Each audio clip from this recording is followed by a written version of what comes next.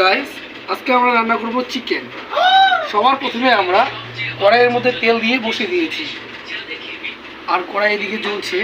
সব মধ্যে পেঁয়াজ মরিচ আমাদের আদা রসুন সব বাটা রেডি আছে।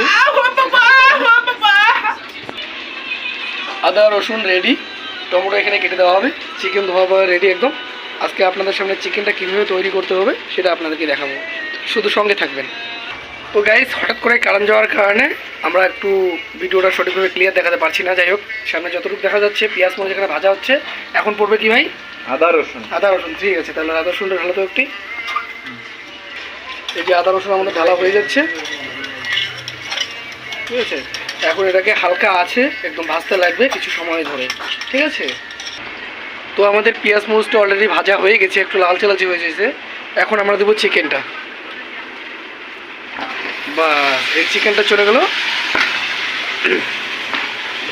তারপরে এখন চিকেনটাকে একদম সঠিক পরিমাণে সিদ্ধ করার জন্য একটু লবণ, ঠিক আছে, দিয়ে কিছুক্ষণ আমরা নাড়াচাড়া করে জাল দিয়ে আবার কি ঢেকে রাখবো ভাই?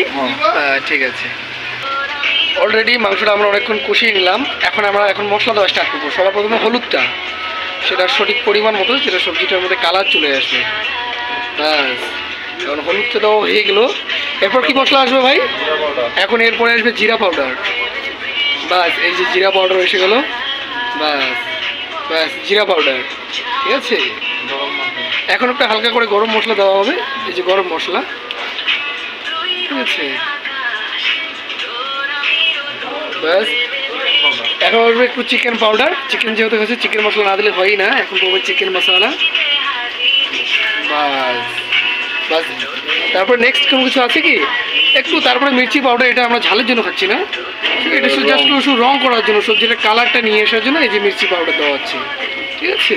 বাস, এখন হালকা করে নাড়াচাড়া করে বাস কিছুক্ষণের জন্য, আর কিছুক্ষণ পরে সবজি রেখে নামিয়ে ফেলবো আমরা। কিন্তু তার আগে আরও কিছু কাজ আছে, সেটা আগে কমপ্লিট হবে, তারপর দেখাচ্ছি আপনাদেরকে। তো গাইস, অলরেডি আমাদের চিকেন রান্না শেষ। বাস, একদম মাংসটা একদম তাজা করকরে লাগতেছে, খাওয়ার জন্য এখন প্রস্তুত হয়ে গেছে। আপনারা কমেন্ট করে জানাবেন মাংসটা কেমন হলো।